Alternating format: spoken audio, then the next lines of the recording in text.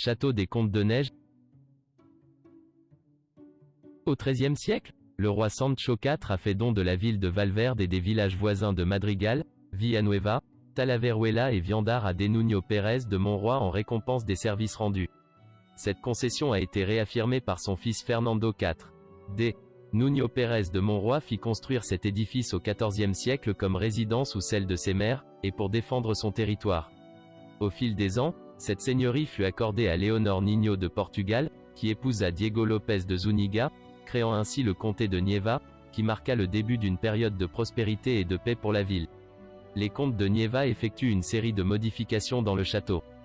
2 toiles et demie de la tour d'hommage sont conservées de cet édifice. Dans l'une d'elles, il y a une fenêtre belvédère encadrée de pierres de taille en granit avec un arc en plein cintre. C'est une tour rectangulaire à 4 étages. Le rez-de-chaussée est une pièce auxiliaire qui servait de magasin pour la nourriture, les boissons et les munitions. Le premier étage était accessible par un escalier extérieur protégé par une défense en forme de parapet crénelé et disposé de telle manière que l'attaquant montrait son côté droit au défenseur. On accédait au deuxième étage par un escalier à 4 travées, dont 3 seulement sont conservés. Ces étages sont subdivisés par d'épais murs transversaux, traversés par une seule porte.